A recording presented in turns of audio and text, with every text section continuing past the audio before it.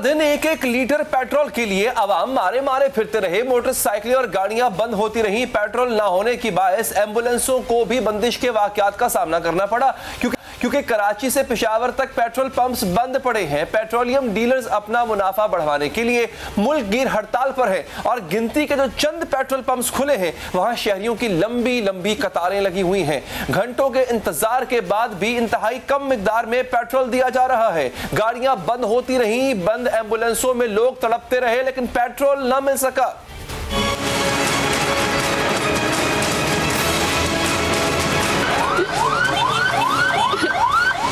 कह सकते हैं हम, इनको उन्हें एहसास ही नहीं है, हमारा किसी को एहसास नहीं है कि क्या हो रहा हमारे साथ, हम किस मुसीबत में पड़ गए।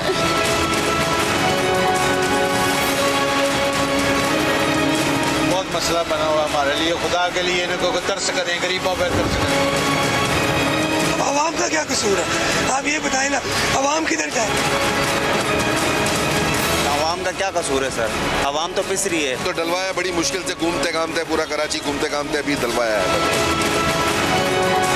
पेट्रोल पंप खुला था, वो भी 1 लीटर पेट्रोल दे रहा था, ठीक है जी, उससे हमने 1 डलवाया है। अभी ये ठोकर पे गया, वापस इधर आया तो मेरा पेट्रोल खत्म हो गया।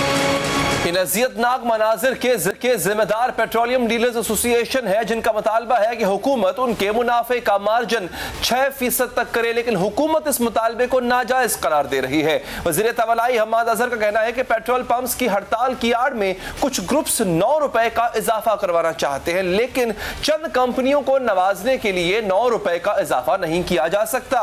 वफाकी वज़ीर तवलाई ने बताया कि पेट्रोलियम डीलर्स के मार्जिन में इजाफे के लिए ECC को समरी भिजवाई जा चुकी है। इस हवाले से वज़ारत पेट्रोलियम का कहना है कि इस समरी में पेट्रोलियम डीलर्स के मार्जिन में 99 पैसे बढ़ाने की दरखास्त की गई है, जबकि माजी में पंप मालिकान का मार्जिन 20 पैसे के हिसाब से बढ़ाया जाता रहा है। लेकिन इस बार 99 पैसे के बड़े इजाफे से डीलर्स का माजी का नुकसान भी पूरा हो जाएगा। वज़ीर तवानाई ने समा के प्रोग्राम में यह भी बताया कि पेट्रोलियम डीलर्स के मार्जिन की समरी ECC के आइंदा इजलास में मंजूर हो। हमारे उनके साथ मुज़ाकरात चल रहे हैं और हम ये बात तस्लीम भी हमें करनी चाहिए कि उनके मार्जिन्स अभी नाकाफ़ी हैं। हमने मार्च में हालिया कुछ बढ़ाए थे उनके मार्जिन्स, लेकिन वो नाकाफ़ी हैं और कुछ मज़ीद मार्जिन बढ़ाने की समरी मैं पहले ही ECC में पेश कर चुका हूँ और इंशाअल्लाह ताला जब भी अगला ECC का इजलास होएगा तो उसमें कोई अच्छा फैसला हो जाएगा। हुकूमत पेट्रोलियम डीलर्स एसोसिएशन वालों को ECC इजलास का इंतजार करने का मशवरा दे रही है, लेकिन दूसरी जानिब डीलर्स एसोसिएशन वाले हुकूमत के मुजवजा मार्जिन को मानने के लिए तैयार नहीं है। इस वक्त पेट्रोल पंप्स फी लीटर पेट्रोल पर 3 रुपए 91 पैसे मुनाफा ले रहे हैं और डीजल पर पंप्स का मुनाफा फी लीटर 3 रुपए 30 पैसे है। मुनाफे का यह मार्जिन 2.7% बनता है, जिसको पेट्रोलियम डीलर्स एसोसिएशन 6% तक बढ़ाने का मुतालबा कर।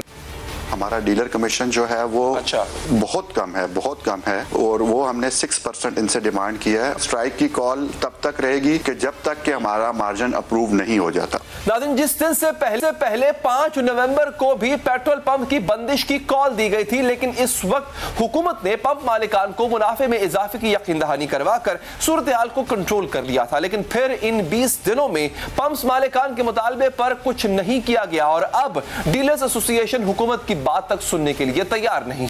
लास्ट टाइम हमने 5 नवंबर को हड़ताल की कॉल एक दी थी, उससे पहले इन्होंने 3 नवंबर को हमें बुलाया था मिनिस्ट्री ऑफ पेट्रोलियम में, जिसकी कमेटी की सरबराही की थी चेयरमैन ओगरा, सेक्रेटरी पेट्रोलियम और जनाब हम्माद अजहर साहब ने, और हमें कहा गया था कि हम ECC से आपका मार्जिन 17 नवंबर तक अप्रूव करवा लेंगे, जो कि सर अभी तक नहीं हुआ। अब सवाल यह है कि हुकूमत और डीलर्स एसोसिएशन में इस डेडलॉक के बाद मुल्क में पेट्रोल की सूरत हाल कब तक ऐसी ही रहेगी। बात करेंगे पेट्रोलियम एसोसिएशन के सदर समीउल्लाह खान से। बहुत शुक्रिया आपका समी खान साहब। ये बताइएगा कि ये जो आपने मनाजिर देखे हैं सर, माना कि आपको शायद प्रॉफिट की जरूरत होगी, लेकिन ये मनाजिर, बच्चा तड़प रहा है एम्बुलेंस के अंदर, लोग खार हो रहे हैं, पूरे मुल्क में एक अजीब हैजानी कैफियत है। सर, आपके उस प्रॉफिट की वजह से इस वक्त जो एक इंसानी अलमिया जन्म ले चुका है, आपको इसका अंदाजा है। मुझे ये बताइएगा कि अभी आपका मुतालबा फिल वक्त क्या है? हुकूमत आपका मुतालबा मान रही है? कोई बात हो रही है आपसे? क्योंकि अभी हम्माद अजहर साहब कह रहे थे कि कुछ मामला तय हो जाएंगे। देखिए, हमने आज मुतालबा नहीं किया है, हम 3 महीने से चक्कर लगा रहे हैं इस्लामाबाद के, और उन्होंने नीम रजा हो गए थे कि ये हो जाएगा। फिर उन्होंने ईसीसी में अपनी रिकमेंडेशन भेजी जो हमसे बगैर कंसल्ट किए हुए हमने, और उन्होंने बहुत कम रिकमेंड किया था। इस वजह से हम क्लोजर पे आए और हम नहीं चाहते कि अवाम को तकलीफ हो, और यकीनी तौर पे हमने कोई रास्ता भी निकाला है कि जो कंपनी ओन पंप हैं उनको हमने इजाज़त दे दी है कि वो चलाएं, और वहाँ रेंजर से भी कहा कि आप अपने लोगों को रश होगा तो उनको आप जो एम्बुलेंस है या जो और चीज़ें हैं उनको आप समी साहब, आवाम की आप तकलीफ नहीं चाहते तो मुझे ये बताएं कि इस वक्त पाकिस्तान में पेट्रोल अपनी तारीख की सर बुलंद तरीन सतह पे पहुंचा हुआ है। इस मौके पे जब हुकूमत को महंगा पेट्रोल खरीदना पड़ रहा है डॉलर की वजह से, आवाम को पेट्रोल मजीद महंगा खरीदना पड़ रहा है, उसकी जेब पे पड़ रहा है भारी, आपको प्रॉफिट चाहिए। इस मौका पे आपको नहीं लगता ये अनफेयर है सर? आपसे 6% की कमिटमेंट गवर्नमेंट ने की, कब की भी थी या नहीं की थी? क्योंकि आपके पास तो कोई सबूत है नहीं कि जनाब हमसे 6% की कमिटमेंट इन्होंने की थी, अब ऑनर नहीं कर रहे। देखिए, कमिटमेंट की बात नहीं है। देखिए, हमने जो हिसाब दिया था वो 6% का हिसाब दिया था, और इन्होंने जुबानी एग्री किया था, अपने पास रख लिया था। अब इन्होंने जब ये देखा कि समरी भेजी है तो हमें बताना चाहिए था कि हमने इस हिसाब से नहीं भेजी है। वो समरी भेज दी बाला बाला, और हम इनसे बात करते रहे कि हमें आपने भेजी क्या है, तो हमें बाहर से मालूम हुआ कि इन्होंने समरी भेजी है और हमें बहुत ही कलील मुनाफा पड़ा। साहब देखिए, अभी बीच का रास्ता निकालना होगा ना सर। ऐसा तो नहीं हो सकता कि भाई आप कहीं इतना प्रॉफिट हमें चाहिए गवर्नमेंट के, ठीक है आप ले जाओ, कल को आप इसको मजीद बढ़ाने का मुतालबा कर दें। You have to come up with some other way. वो आप कर नहीं रहे हैं। अवाम जो है वो रुल रही है इस वक्त बाहर। मुझे बताएं, हड़ताल आपकी कामयाब होगी नहीं होगी? क्योंकि जो डीलरशिप के पेट्रोल पंप है वो तो बंद है, लेकिन जो कंपनी ऑपरेटेड है वो खुले हैं, वो फराहम कर रहे हैं पेट्रोल। नहीं, बिल्कुल हम करेंगे, क्योंकि डीलर हमारे साथ है। आप खाली कराची की बात ना करें, पूरा पाकिस्तान में बंद है, और डीलर हमारे साथ हैं और वो इंशाल्लाह हमारा साथ देंगे सर, जब तक हमारी आपको कामयाब करना है। यहाँ पे जिंदगियों से लोग हाथ धो रहे हैं सर। मैं आपको वो फुटेज दिखाऊं, आपका भी दिल दहल जाएगा। एक औरत अपना छोटा सा बच्चा लेकर एम्बुलेंस में बैठी है, एम्बुलेंस का फ्यूल खत्म हो गया, एम्बुलेंस रास्ते में रुक गई, और ये कोई एक वाकया नहीं है, ऐसे ढेरों वाकयात हैं। इंसानी अलमिया जन्म ले रहा है सर आपकी हरकत की वजह से। नहीं, मुझे आप ये बताइए हम क्या करें? हम भूखे मर जाएं? हम ना बगैर मुनाफे के पेट्रोल पंप करोड़ों रुपए की जायदाद को हम उनके हाथ में दे दें और हम बैठे रह जाएं? हमने तो ये भी तजवीज़ दी है कि कंपनियों से मिनिस्ट्री कहे कि जो लीज खत्म करना चाहता है वो खत्म कर दे। आप देखेंगे 50% तो शहरों में लीज खत्म हो जाएगी। अगर मुनाफा होता तो फिर क्यों हम ये बात कहते? मुझे ये बताएं, बिल्कुल वक्त मेरे पास कम है, कि आपसे कोई राब्ता कर रहा है? आपने जो हड़ताल कर दी है तो कि आपसे किसी हुकूमती बंदे ने राब्ता किया या आपका राब्ता हुआ किसी से, किसी एक एग्रीमेंट पे, किसी एक शर्त पे आप लोग ये हड़ताल खत्म करेंगे? ये बहुत लोगों से राब्ता हुआ है, और सेक्रेटरी से भी हुआ है, और अच्छा। दूसरे अदारों से भी हुआ है, और मुझे उम्मीद है कि शायद रात के 12 बजे तक कोई हमारा फैसला हो, मगर अभी मैं कुछ अच्छा नहीं, अगले 1.5-2 घंटे थ्रू हो जाएगा आपको लगता है? होते देखिए, दुनिया में क्या नहीं हो सकता। शुक्रिया आपका, बहुत बहुत शुक्रिया समी खान साहब। लेकिन अवाम परेशान है सर, और इसका ठीक है गवर्नमेंट भी इसकी कहीं ना कहीं इसकी जिम्मेदार है, लेकिन सर फिलहाल सारा का सारा का जो मलबा है, नजला है, वो आप पर गिरेगा। शुक्रिया आपका। अब आगे बढ़ते हैं नाज़रीन। तारीख याद रखेगी कि पाकिस्तान की सड़कों पर लोगों को पेट्रोल नहीं मिल रहा था और हुक्मरान सियासी इल्जामात लगाने में मसरूफ थे। तारीख याद रखेगी कि मुल्क में गैस बरवक्त दरामद ना की गई, जिसकी वजह से गैस का बहरान पैदा हुआ, मगर वुज़रा अपनी गलती मानने को तैयार नहीं थे। तारीख याद रखेगी कि किसी कैपेसिटी चार्जेस के बगैर LNG टर्मिनल लगाने के 3 साल तक वादे किए गए और एक ईंट भी ना लगाई गई। तारीख यह भी याद रखेगी कि जिन्होंने LNG टर्मिनल लगाए थे, गैस के सस्ते तरीन सौदे किए थे, इन्हें सलाखों में डाला गया और वो पेशियां भुगतने पर मजबूर हुए। ये जाली केस खत्म करें। 234 अरब का फायदा सिर्फ 3 सालों में इस टर्मिनल की वजह से, जिसका केस हम पर चल रहा है, 234 अरब रुपया मुल्क को फायदा हुआ है। तारीख ये भी याद रखेगी कि जो तरक्की की शरह 5.8 पर छोड़कर गए थे, इन्हें करप्ट और बेईमान कहा गया, और जो तरक्की की शरह गिराते गिराते मनफी 0.4 पर ले आए, इन्हें पारसाई का दावा रहा। तारीख ये भी याद रखेगी कि जब मईशत का हुजम 5.8 से सुकड़कर मनफी 0.4 की तरफ जा रहा था, तो कौम को बताया जा रहा था कि मईशत दुरुस्त सिमत में है। तारीख याद रखेगी कि अपने दौर में 55 रुपए चीनी बेचने वालों को करप्ट कहा जा रहा था, और नोटिस लेने और रिपोर्टें बनवाने, तहकीकात कराने के बावजूद चीनी को 140 रुपए पर पहुंचाने वाले ईमानदार रहे।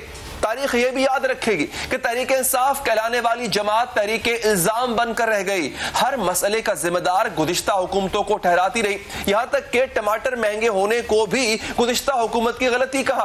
तारीख याद रखेगी कि महंगाई अजाब की सूरत आवाम पर नाफिज थी, और हुक्मरान महंगाई कम करने की बजाय इसके फवायद गिनवा रहे थे। चीनी कितनी महंगी है, 9% इन्फ्लेशन, तो कितना फर्क पड़ गया 9% से। अगर मैं एक चाय के चम्मच में 100 दाने डालता हूँ, तो अगर 9 दाने कम हो जाए, तो क्या अपनी कौम और बच्चों के लिए मेरी चीनी मुझे कम मीठी लगती है। तारीख ये भी याद रखेगी कि एक ऐसी हुकूमत थी जिसने कराची से हैदराबाद मोटरवे बनाई, रावलपिंडी और मुल्तान में मेट्रो बसेस बनवाई, लाहौर में ऑरेंज लाइन ट्रेन लेकर आए। जिस हुकूमत ने बिजली के नीलम जेहलम मंसूबे पर काम किया, तरबेला मंसूबे पर काम किया, पोर्ट कासिम कोल प्रोजेक्ट पर काम किया, शमसी तवानाई के मंसूबे लगाए, दयामिर भाषा डैम के लिए जमीन खरीदी, मुल्क से बिजली की लोड शेडिंग का खात्मा किया, 10,000 मेगावाट बिजली बनाई। जिस हुकूमत ने दहशत गर्दों के खिलाफ ऑपरेशन किए, मुल्क में अमन की सूरत हाल बेहतर की, वही हुकूमत रांदाए दरगाह ठहरी। 5 साल में रावलपिंडी और मुल्तान में मेट्रो बनाने वाली हुकूमत करप्ट थी, लेकिन 6 माह का वक्त देकर 3 साल में अधूरा पेशावर रैपिड ट्रांसपोर्ट मंसूबा चलाने वाली हुकूमत ईमानदार थी। इस बात के बावजूद ईमानदार थी कि पेशावर बस मंसूबे में अरबों रुपए की बेजाब्तगियों के इल्जाम लगे। तहकीकात शुरू हुई तो ईमानदार हुकूमत तहकीकात रुकवाने के लिए अदालतों में चली गई। वो पेशावर की जो BRT है वो 17 अरब से शुरू हुई थी, 117 अरब तक पहुंच गई है। नैब एक्शन क्यों नहीं लेता? सिर्फ इसलिए एक्शन नहीं लिया गया, ये एक्शन नहीं लिया जा सका कि कुछ अदालतों के स्टे ऑर्डर हैं। तारीख याद रखेगी कि पाकिस्तान पर ऐसा हुक्मरान आया जिसने करप्शन के खात्मे का नारा लगाया, लेकिन ट्रांसपेरेंसी इंटरनेशनल उस ही के दौर में करप्शन बढ़ने की निशानदही करती रही। तारीख याद रखेगी कि एक जमात ने मीडिया के बल पर पजीराई हासिल की, और उसी जमात के दौर में मीडिया ने बुरे वक्त का सामना किया। कई सहाफी बेरोजगार हुए, कई नामालूम अफराद के हाथों उठाए गए, तशद्दुद का निशाना बनाए गए। तारीख याद रखेगी कि मुल्क का ऐसा वजीर खजाना भी आया जो नगमे सुनकर मईशत ठीक करना चाहता था। एक ऐसा वजीर आजम आया था जो गाड़ियां, गायें, भैंसे और मुर्गियां बेचकर मईशत चलाना चाहता था। हमने देसी मुर्गियों की, हमने उनको अंडे देंगे, बच्चे देंगे। हम अपनी गरीब तबके में वहाँ ख्वातीन को, उनके लिए मसलन गाय, भैंसे, उनके लिए इस तरह की चीजें देंगे। उनको ख्वातीन के लिए हमने फैसला किया कि हम उनको एक गाय, एक भैंस, 3 बकरियां देंगे ताकि उनसे वो अपना घर चला सके। तारीख याद रखेगी कि 12 करोड़ की आबादी वाले सूबे का हुक्मरान एक ऐसा शख्स बनाया गया था जो अभी सीख रहा था। तारीख याद रखेगी कि वजीर आजम मुल्क के हालात ठीक करने की बजाय उन पर कुढ़ा करते थे, और अहलिया को बताना पड़ता था कि आप वजीर आजम हैं, ये हालात आपने ही ठीक करने हैं। तारीख याद रखेगी कि मुल्की रुपए की कदर गिर रही थी, और वजीर खजाना कह रहा था कि इससे स्टेट बैंक को सीखने का मौका मिलेगा। नहीं, असल में मैं थोड़ा सा ट्रेंड नहीं हूं ना। कुछ जुल्म टीवी पे देखता हूँ, गुस्सा चढ़ता है, तो बुशरा बेगम साथ होती है, मैं कहता हूँ देखो ये कितना बड़ा जुल्म हो रहा है, तो वो कहती है आप प्राइम मिनिस्टर हैं। जब 152 पर जा रहा था, दबा के खरीदते डॉलर हम मार्केट से और अपने पास रख लेते, तो ऐसी क्या बात थी? तो और जब जो अब 175 जा रहा है उस वही डॉलर बेच देते। तो मेरे नजदीक वो खैर देखें, हर चीज जो है वो आदमी सीखता है। तो मेरे ख्याल है I'm sure स्टेट, जो हमारा स्टेट बैंक है, इसमें काफी काबिल लोग बैठे हैं, उन्होंने इस पे सीखा होगा इससे। तारीख याद रखेगी कि शफाफ इंतखाबात के नाम पर कानून साजी कराने वाला वजीर आजम डस्का इलेक्शन की रिपोर्ट से नजरें चुराता रहा। सेनेट इलेक्शन के मौका पर खुफिया कैमरे बरामद हो रहे थे। तारीख याद रखेगी कि बरवक्त इंसाफ का नारा लगाने वालों ने फॉरेन फंडिंग केस में ताखीरी हरबे अपनाए। तारीख याद रखेगी कि ऑपोजिशन में रहते हुए जिसे डाकू कहा था फिर हुकूमत बनाने के लिए इसी से इत्तेहाद कर लिया। तारीख याद रखेगी कि जो ऑपोजिशन का एहतसाब करने का दावा करता था उसी पर एहतसाब बिल के जरिए खुद को एनआरओ देने का इल्जाम लगा। तारीख याद रखेगी कि जब दहशतगर्दी का शिकार मजलूम अपने प्यारों की लाशें सड़कों पर रखकर अपने वजीर आजम को पुकारते थे तो इसे लगता था कि ये लाशें इसे ब्लैकमेल कर रही हैं। तो इसी पर बात करेंगे। हमारे साथ मौजूद हैं तजिया निगार जनाब इरशाद भट्टी साहब। भट्टी साहब, तारीख कैसे याद रखेगी? ये तो झलक हमने दिखा दी, इरशाद भट्टी कैसे याद रखेंगे इस दौरे हुकूमत को, जरा वो बता दें। देखिए भाईजान, दो चीजें आप मिक्स कर रहे हैं। एक तो कि एक चीज है कि पिछली हुकूमतें, एक चीज है मौजूदा हुकूमत। पिछली हुकूमतें बिलाशुबा करप्ट हुकूमतें थी, कंप्रोमाइज्ड लोग थे, मुल्क लूटा उन्होंने और 5 बर्रे आज़मों में जायदादें बनाई, झूठ बोले कौम को, कौम से चीट किया और लंबी दास्तानें हैं, अपनी मनी ट्रेल नहीं दे सके और कुछ नायल हैं कुछ केसेस में। और अगर इस मुल्क में सही एहतसाब होता, बिला इम्तियाज एहतसाब होता, अक्रॉस द बोर्ड एहतसाब होता तो आज ये सब के सब ए से लेकर ये तक जेलों में होते।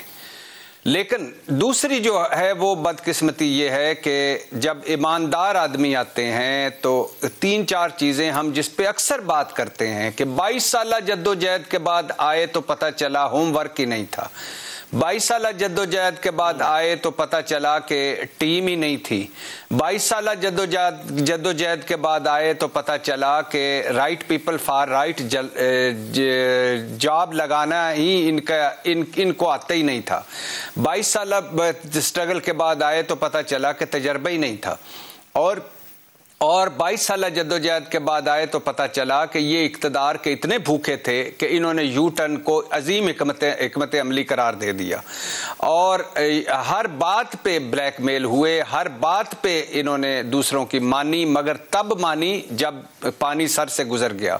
22 साल जद्दोजहद के बाद आए तो पता चला इनके वादे, दावे, नारे सब हवाई फायरिंग थी। 22 साल जद्दोजहद के बाद आए तो पता चला कि इनसे तो बड़ा कोई नालायक ही नहीं था। 22 साल जद्दोजहद के बाद आए तो पता चला कि इनको तो मर्दम शनासी का इल्म ही नहीं है। 22 साल जद्दोजहद के बाद आए तो इनको तो पता चला कि जो ये कहते रहे थे 22 साल ये सिर्फ बातें थी, खलाई हवाई बातें थी, असल में तो 0/0 = 0 है। यानी वो इमरान खान जिसने 22 साल स्ट्रगल की उसके बाद वो आके पनाहगाहें बनाए, वो इमरान खान जिसने इस मुल्क की तकदीर बदलनी थी वो लंगर खाने खोले, वो इमरान खान जिसने इस मुल्क का कहा था कि मैं तब्दीली लाऊंगा, फलाई रियासत बनाऊंगा, मदीना की रियासत बनाऊंगा, वो कभी कह रहे हैं कि मुर्गी पाल लो, कभी कह रहे हैं देसी अंडों से मुनाफा कमाओ, कभी कह रहे हैं कट्टे, कभी कह रहे हैं बच्चे, कभी कुछ तो कभी कुछ। और फिर इसके बाद लंबी दास्तान है कि 2 रोटियों की बजाय 1 रोटी खाओ तो 17 रुपए किलो टमाटर, तो 5 रुपए किलो मटरों का गटर, तो ऊपर अगर तब्दीली आए तो नीचे जल्जला आता है, तो गीजर लग्जरी आइटम है छोड़ दो, तो फिर उसके बाद लंबी दास्तान है। भट्टी साहब मुझे बताएं सर, बात यह है कि असल सवाल कि जिस वक्त मुल्क लूटा जा रहा था, लूटने वाले जो हैं वो उस वक्त महंगाई नहीं थी, वो प्रोजेक्ट्स लगा रहे थे। उस वक्त चीनी 55 पे मिलती थी, आटा मिलता था, बिजली थी सस्ती थी, पेट्रोल था सस्ता था, डॉलर था सस्ता था। तो सर ये क्या किया जाए? आप समझते हैं करप्शन ज्यादा नुकसानदेह है या ना अहलियत ज्यादा नुकसानदेह है? सर गो के मेरा ये मानना है और मेरा ये ईमान की हद तक यकीन है कि इस मुल्क में या आए फौजी आमरीत या आए सिविलियन आमरीत, या आए फौजी आमर या आए सिविलियन आमर, जमहूरियत नहीं आई। लेकिन फिर अगर आप इस तरह मवाजना करें तो अयूब खान का, ज़ियाउल हक का और परवेज़ मुशर्रफ का दौर देख लें, इन सारे सो कॉल्ड जमहूरों से उनका दौर अच्छा था, तो फिर आप इसको क्या कहेंगे? इसके बारे में क्या कहेंगे? जीडीपी अयूब खान, जीडीपी ज़ियाउल हक, जीडीपी परवेज मुशर्रफ के दौर में जो थी, मुल्की मईशत अयूब खान, मुल्की मईशत ज़ियाउल हक, मुल्की मईशत परवेज मुशर्रफ के दौर में जो थी, हमारी इज्जत एज ए पाकिस्तान और एज ए पाकिस्तानी जो अयूब खान दौर, ज़ियाउल हक दौर और परवेज मुशर्रफ दौर में जो थी। सर आप एप्पल्स का ऑरेंजेस से मवाजना कर रहे हैं, आप जमहूरी दौर का अमरियत के दौर से मुकाबला कर रहे हैं। मैं जमहूरी दौर का इससे पिछले वाले जमहूरी दौर से मुकाबला कर रहा हूं सर। आप खुदा के लिए ना please please please please please please अल्लाह के नाम पे बड़ा बदनाम करते हैं हम जमहूरियत को और जमहूरी दौर, बड़े बड़े आदर्श, पार्लियामेंट सुप्रीम तो आइन सुप्रीम।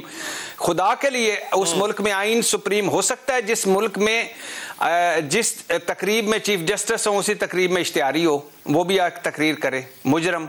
और उस मुल्क में पार्लियामेंट सुप्रीम हो सकती है जिस मुल्क में जमहूर लेस पार्लियामेंट हो। खुदा के लिए ये ना कहें कि जमहूरी अदवार को कहें। मैं नवाज शरीफ, जरदारी साहब और इमरान खान को कंपेयर कर रहा हूं। मैं कह रहा हूं कि मान लिया आज बहुत बड़ी बहस है और इस पर डिबेट होनी चाहिए कि करप्शन बड़ी चीज, जुर्म है कि नाइल ही बड़ी चीज है।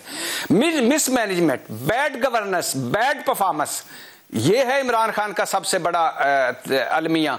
53 वजीर हैं, मशीर मुआवनीन, आज 53, आज उन्होंने ओन अब्बास बप्पी हमारे दोस्त, उनको भी ई कॉमर्स का मशीर लगा दिया तो 53 हो गए। मुझे आप बताएं, आप मुझे बताएं जुबैदा जलाल की वजारत कौन सी है, मुझे बताएं। 3.25 साल हो गए, हमें पता ही नहीं उनकी वजारत कौन सी है, उन्होंने काम क्या किया, क्या तीर मारे छोड़ दे। फहमीदा मिर्जा ने क्या किया? अच्छा, फिर उसके बाद ये है कि मियां मोहम्मद सोमरो, निजकारी इदारा जाती रिफॉर्म्स निजकारी करनी थी, एक इदारे की निजकारी कर सके। इशरत हुसैन, कफायत शारी, निजकारी इस्लाहात कोई एक करके चले गए। तो नालायक और नाहल जब आप भर लेंगे अपने चारों तरफ तो उसका नतीजा ये है कि आज देखें 50,000 अरब से ज्यादा कर्जे हो गए, हमारे जीडीपी के ऑलमोस्ट बराबर हो गए हैं। 15.6 अरब डॉलर 4 माह में तिजारती खसारा है भाईजान। और आटा, चीनी, गैस के बाद इस्लामाबाद में आप लंबी लंबी लाइनें लगी हुई हैं पेट्रोल के लिए। तो ये मिसमैनेजमेंट है, बैड गवर्नेंस है इनके। लेकिन इस mismanagement, bad governance, bad performance पे हम क्या छोड़ दें, यानी क्लीन चिट दे दें एवन फील्ड सारे महलों को, 10 वॉल्यूम्स को और 25 वॉल्यूम्स को? नहीं दे सकते। मान लिया कि उनके वो घाघ थे, वो तैयार थे, उनको नवाज शरीफ साहब जब इक्तदार में आए तो वो वजीर खजाना भी रह चुके थे, वजीर आला भी रह चुके थे। जरदारी साहब जिस वक्त आप सदर बने तो उससे पहले कई चीजें वो भुगता चुके थे। बेनजीर भुट्टो की तरबियत हुई थी, तजर्बा था। फिर उनके पास 30 साल या 3 मरतबा सालों को छोड़ दें, 3 मरतबा एक पार्टी भुगता चुकी, 4 मरतबा एक। लेकिन अगर आप इस तरह ही देखें, 14 साल सिंध में हो गए हैं। सिंध में आप किसी भी अंदरूने सिंध किसी भी शहर में रह सकते हैं? नहीं रह सकते। 2 दिन गुजारा नहीं कर सकते। तो हालात दोनों तरफ से बुरे हैं। लेकिन इमरान खान साहब से इसलिए हमें मायूसी ज्यादा होती है कि तवक्कुआत ज्यादा थी। तवक्कुआत इसलिए ज्यादा थी कि उनके वादे दावे नारे हमसे ज्यादा थे। उनके वादे दावे नारों पे इसलिए बिलीव कर लिया कि हम तब्दीली चाहते थे। तब्दीली इसलिए चाहते थे कि इन 2 शाही टबरों से जान छुड़ानी थी, इसलिए ये ज्यादा होती है, इसलिए छोटी चीजें। अच्छा सर, तो अब किया क्या जाए? इंतजार किया जाए कि ये लोग ट्रेन हो जाएं, ये लोग अहल हो जाएं, इस बात का इंतजार किया जाए? सर बात यह है कि मैं अभी 2.25 साल या 1.5 साल बाकी है।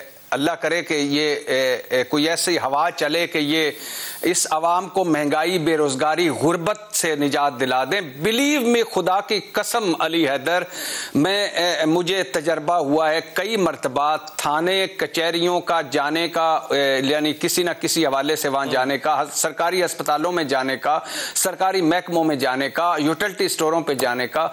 लोग रुल गए हैं।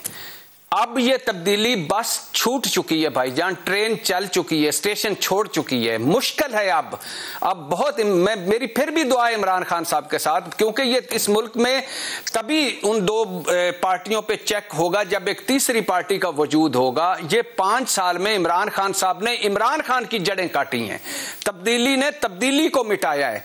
तो इसलिए ये एक बहुत बड़ा अलमिया है। मेरे दिल से पूछें तो खुदा की कसम मेरा दिल दुखी होता है कि जब कि एक फिर क्या हमें उन मरूसी गुलामी यानी नस्ल दर नस्ल जो दो पार्टियों की गुलामी उसी में जाना पड़ेगा? क्या हमें मरियम नवाज साहबा और बिलावल भुट्टो को अगले 20 साल उन्हीं में खेलना पड़ेगा हमारे बच्चों को? नहीं, इसलिए दुख होता है। तो लेकिन इमरान खान साहब ने सबसे बड़ा जो जुल्म की जिसको नुकसान पहुंचाया वो इमरान खान साहब खुद हैं। तो अब ये तब्दीली बस छूट चुकी है, अवाम और ये जो ट्रेन निकल चुकी है। हो सकता है फिर भी मेरी दुआ है कि 1.5 साल में। भट्टी साहब बहुत बहुत शुक्रिया आपके कीमती वक्त का। वक्फे के बाद आपको बताएंगे, बल्कि बात करेंगे इसके हवाले से कि इलेक्ट्रॉनिक वोटिंग मशीन क्या ये वाकई कारगर साबित होगी, और जो इलेक्शन कमीशन की शिकायत है कि भाई आपने बिल तो पास कर लिया, पैसे भी दे दो, मशीनें खरीदनी है। वक्फे के बाद इलेक्शन कमीशन ने बॉल हुकूमत के कोर्ट में फेंक दी है। हुकूमत की जानिब से इलेक्ट्रॉनिक वोटिंग पर इसरार और इसके हक में कानून साजी के बाद इलेक्शन कमीशन भी मुतहरिक हो गया है। आइंदा इंतखाबात में इलेक्ट्रॉनिक वोटिंग मशीन इस्तेमाल करने की तैयारियां शुरू कर दी हैं।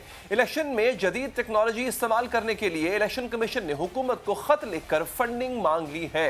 इलेक्शन कमीशन ने कहा है कि आइंदा आम इंतखाबात में लगभग 23 माह रह गए हैं। इससे पहले 8 लाख इलेक्ट्रॉनिक वोटिंग मशीनें खरीदनी हैं। वो मशीनें रखने के लिए कोई वेयर हाउस भी चाहिए होगा, एक डाटा सेंटर बनाना होगा, एक कंट्रोल सेंटर बनाना होगा, अमले को ट्रेनिंग देना होगी। इलेक्शन कमीशन कहता है कि इसके लिए 3 एकड़ जमीन दरकार होगी। हुकूमत को लिखे खत में इलेक्शन कमीशन ने कहा है कि 1 साल के बावजूद प्लानिंग कमीशन ने इमारत के लिए फंड जारी नहीं किए। जरूरी इंफ्रास्ट्रक्चर की तामीर के लिए फंड्स में ताखीर से पहले ही बहुत वक्त जाया हो चुका है। इलेक्शन कमीशन ने इलेक्ट्रॉनिक वोटिंग मशीन रखने के लिए सेक्रेटेरिएट के कोहसार ब्लॉक में 2 फ्लोर मुख्तस करने की तजवीज भी दी है, जबकि हुकूमत कह चुकी है कि इलेक्ट्रॉनिक वोटिंग के लिए इतनी मेहनत की इलेक्शन कमीशन को तमाम मतलूबा फंड फराहम किए जाएंगे। कानून साजी से कबल इलेक्शन कमीशन ने इलेक्ट्रॉनिक वोटिंग मशीन पर 37 एतराजात किए थे। ये एतराजात सेनेट की कायमा कमेटी बराए पार्लिमानी उमूर को पेश किए गए। रोजाना डॉन के मुताबिक इलेक्शन कमीशन की दस्तावेज में खबरदार किया गया था कि इलेक्ट्रॉनिक वोटिंग मशीन में छेड़छाड़ की जा सकती है, इसके सॉफ्टवेयर में रद्दोबदल की जा सकती है। इलेक्शन कमीशन ने कहा था कि यह यकीनी बनाना तकरीबन नामुमकिन है कि हर मशीन ईमानदारी से काम कर सके। इलेक्शन कमीशन ने यह भी कहा था कि बड़े पैमाने पर इलेक्ट्रॉनिक वोटिंग मशीन की खरीदारी, तंसीब और ऑपरेटर्स की बड़ी तादाद को ट्रेनिंग देने के लिए वक्त बहुत कम है। ताहम हुकूमत का यह दावा है कि वो इलेक्शन कमीशन के तमाम एतराज दूर कर चुकी। रोजाना जंग ने इलेक्शन कमीशन के हवाले से रिपोर्ट किया है कि एक इलेक्ट्रॉनिक वोटिंग मशीन का खर्चा 2 लाख रुपए के करीब है। यूं सिर्फ 8 लाख मशीनों की खरीदारी के लिए 1 अरब 60 करोड़ रुपए दरकार होंगे। मशीनों की स्टोरेज और अमले की तरबियत पर उठने वाले अखराजात इसके अलावा होंगे। इस तमाम मश्क के लिए हुकूमत ने कितना बजट मुख्तस किया हुआ है? सवाल यह भी है कि जब इलेक्शन कमीशन अपनी तजावीज़ में यह लिख कर दे चुका है कि इलेक्ट्रॉनिक वोटिंग मशीन से टेम्परिंग हो सकती है, तो हुकूमत ने इलेक्शन कमीशन का यह एतराज कैसे दूर किया? पूछेंगे तहरीक इंसाफ सेक्रेटरी जनरल और रुकन असेंबली आमिर महमूद कियानी साहब से। कियानी साहब, शुक्रिया आपके वक्त का। कियानी साहब, अब ये एक एतराज है, चले इलेक्शन कमीशन पहले मान नहीं रहा था, मान गया, अब आपका काम है उसको वसाइल देना। वो कह रहे हैं हमें इमारत चाहिए, इमारत दे दें। 1 साल से आपसे कह रहे हैं इमारत दे दें। तो सर, अब आपने इतना शोर डाला हुआ था ईवीएम्स का, तो अब उनको इंफ्रास्ट्रक्चर दे बना के। Thank you very much for inviting me, लेकिन इट्स वेरी अनफॉर्चुनेट कि ये बातें अब हो रही हैं। आपको पता होगा कि 2010 का एक कमीशन बना था, जिसकी 13 में हमने जब कंप्लेन की, नासरुल मुल्क साहब चीफ जस्टिस से, जिन्होंने इस पे इलेक्शन कमीशन को ऑन बोर्ड किया, और उस पर एक रिपोर्ट आई 2015 में। उसमें इलेक्शन कमीशन ने खुद इनकी फेवर में, ईवीएम की फेवर में पूरी लिस्ट दी, और जो बड़ी जेन्युइन चीजें थी। आई डोंट नो कि अभी आउट ऑफ ब्लूज क्या हो गया इनको कि वो बिल्कुल होल्ड करके बैठ गए हैं। आउट ऑफ द ब्लू कुछ नहीं हुआ। अभी देखिए, इलेक्शन कमीशन ने सर ये कभी नहीं कहा कि ये हमने काम करना नहीं है। वो कह रहे हैं इसके लिए इंफ्रास्ट्रक्चर नहीं है। अब वो जब कह रहे हैं कि आए करते हैं, आपसे इंफ्रास्ट्रक्चर मांग रहे हैं, आपसे कह रहे हैं इमारत दे दो, आपसे कह रहे हैं हमें एक्सपर्ट ट्रेन करने हैं, उसके लिए फंड दे दो। मैं आपसे ये पूछ रहा हूं, आपने ये काम, सबसे ज्यादा शोर आपने मचाया हुआ था सर, ये काम करना है, तो आपने अब तक उनको इमारत तक नहीं दी। नहीं सर, देखें, बात ये होती है 2 साल, देखें ये कोई रॉकेट साइंस तो है नहीं, और ना ये आपकी मशीनें इंटरनेट से कनेक्टेड हैं। और इसके पीछे देखें जो बेसिक आइडिया है, पाकिस्तान फॉर्चुनेटली पाकिस्तान को जो बैकअप है नादरा, वो दुनिया में one of the best programs है।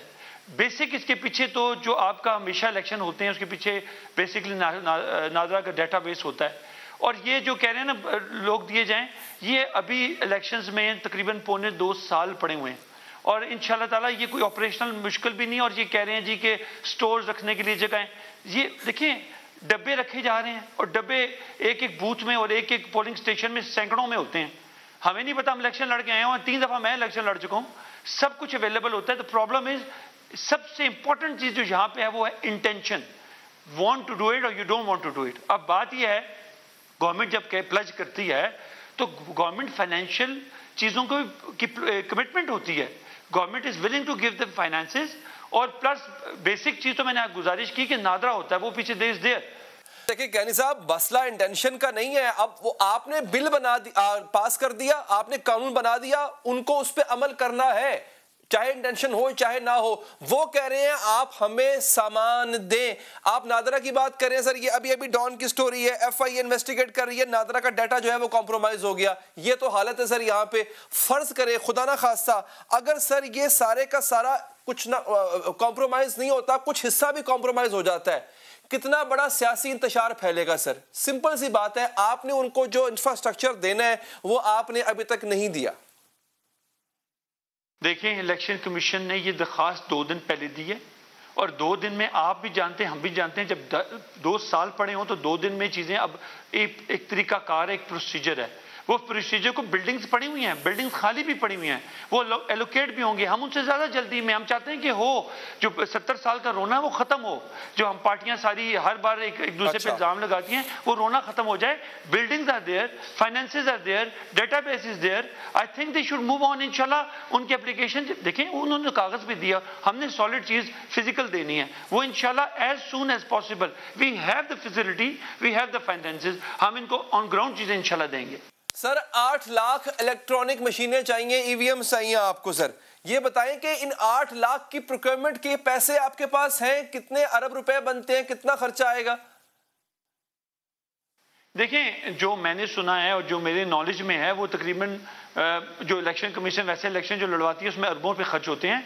ये 1 टाइम है, जो रिपेयरिंग अपनी जगह, लेकिन 1 टाइम है और जो इंशाल्लाह ताला मेरा ख्याल है कुछ 1.25 अरब है या 150 अरब के लगभग है। और ये हम हर एंगल से देख रहे हैं, लोकली भी हमें इनकी ऑफर्स मतलब इलेक्शन कमीशन ने ट्राई किया है, लोकली भी इनको लोगों ने रिकमेंड किए हैं। से भी जानना चाहेंगे ना कि ये अगर 125 अरब की है या 150 अरब की है तो वो आएंगे कहां से? क्योंकि आप ये भी कह रहे हैं जनाब कि हम गैस नहीं खरीद सकते बाहर से, हमारे पास पैसे नहीं है, लेकिन EVM खरीदने के लिए आपके पास 150 अरब रुपया होगा। तो वो भी आवाम जानना चाहेंगे कि ये पैसे क्या उन्हीं की जेब से निकाले जाएंगे, मजीद टैक्स बढ़ा के निकाले जाएंगे? देखें अवाम जिस सिस्टम पे चल रही होती है तो टैक्स के पैसे जो भी, लेकिन गवर्नमेंट के पास कोई ज्यादा पैसा कोई नहीं लेके आ रहा होता। प्राइम मिनिस्टर नवाज शरीफ साहब जो या आगे जरदारी साहब या बाकी लोग पैसे घर से लाए थे, वो जाहिर है गवर्नमेंट अपनी पैसे। यानी साहब बहुत बहुत शुक्रिया, आप कीमती वक्त एक वक्फा लेंगे। सुप्रीम कोर्ट मुतहर्रिक है कि कराची को तजावुज़ात से पाक किया जाए, लेकिन जो लोग रह गए हैं कि उनको टिकाना चाहिए, उनके साथ क्या होगा, इस पर बात करेंगे वक्फे के बाद।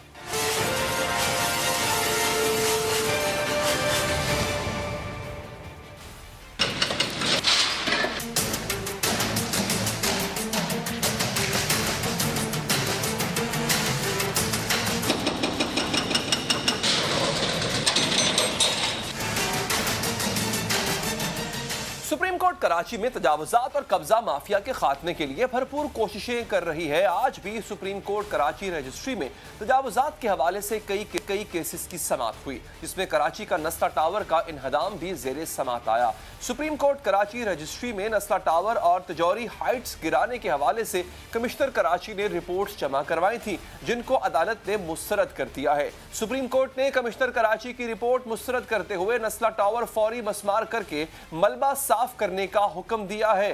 तहरीरी हुक्मनामे में सुप्रीम कोर्ट ने मजीद कहा है कि कमिश्नर कराची ने अभी तक अदालती हुक्म पर अमल दरामद नहीं किया और अगर फौरी अमल दरामद ना हुआ तो कमिश्नर के खिलाफ कार्रवाई होगी। अदालत के अहकाम के बाद नस्ला टावर को गिराने का अमल तेज किया जा चुका है और गैर कानूनी तौर पर तामीर की गई इमारत को गिराने के लिए मजीद मशीनरी और अमला तलब कर लिया गया है। एक जानिब अदालती अहकाम पर टावर गिराने के लिए फुर्ती दिखाई जा रही है, जबकि दूसरी जानिब नस्ला टावर के साबिक मकीनों अपनी जमा पूंजी की वापसी के लिए मुंतज़िर। नस्ला टावर के अलावा आज सुप्रीम कोर्ट ने तिजौरी हाइट्स का स्ट्रक्चर फौरी मस्मार करके 26 नवंबर को रिपोर्ट पेश करने का हुक्म भी दिया है। इसके अलावा अदालत ने सिविल एविएशन की जमीन से फौरी कब्जा खत्म कराने और सिविल एविएशन अथॉरिटी को एक हफ्ते में क्लब बंद करके रिपोर्ट पेश करने का हुक्म भी दिया है।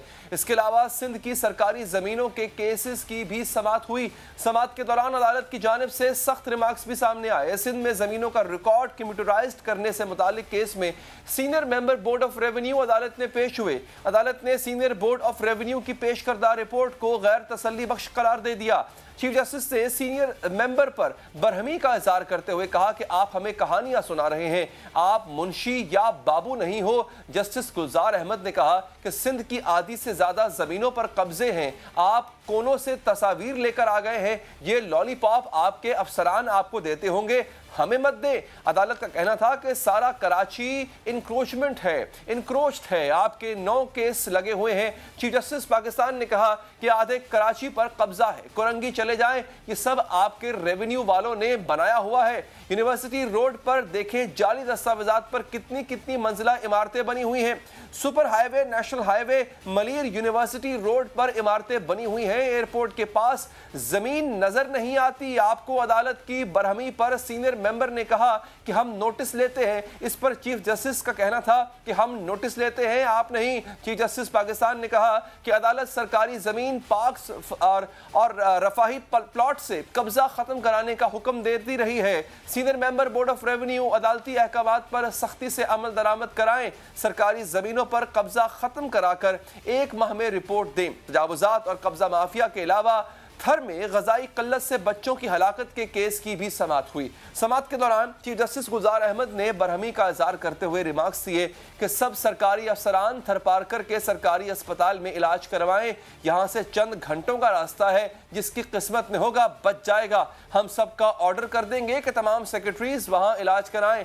चीफ जस्टिस ने कराची रजिस्ट्री में सेक्रेटरी सेहत जुल्फिकार शाह से इस्तफसार किया कि आपने थर, मिट्टी और दीगर इलाकों में क्या देखा, वहां कुछ नहीं है, सब अल्लाह के सहारे है। गरीब बेसहारा पड़े हैं, बच्चे मर जाते हैं, किसी को परवाह भी नहीं होती। जो रिपोर्ट आती है कहते हैं कि अक़वाम मुत्तहिदा ने यह कहा, यूएन ने वो कहा। चीफ जस्टिस गुलजार अहमद ने मजीद रिमार्क्स दिए कि आप सिंध के लाड़काना, मीरपुर खास और हैदराबाद चले जाएं, बुरा हाल है, आपने काम नहीं करना तो किसी और को आने दें। जस्टिस एजाजुल हसन ने इस्तफसार किया कि ये छोटे बच्चे क्यों मरते हैं। किसी ने तहकीकात की, थर में मेडिकल अफसरान की 75% असामियां खाली हैं, जिस पर सेक्रेटरी सेहत ने बताया कि सिंध पब्लिक सर्विस कमीशन फाल न होने की वजह से तैनातियां नहीं हो सकी हैं। चीफ जस्टिस ने रिमार्क्स दिए कि लोगों को वहां जानवरों की तरह मरने के लिए छोड़ दिया है, ये सब आपके खाते लिखा जा रहा है। जिसके बाद अदालत ने सेक्रेटरी सेहत की जानिब से थर में ग़ज़ाई क़िल्लत से बच्चों की हलाकत से मुतालिक जमा कराई गई रिपोर्ट गैर तसल्ली बख्श करार दे दी। प्रोग्राम यहाँ पर खत्म हो जाता है, दीजिए इजाजत, अल्लाह निगहबान।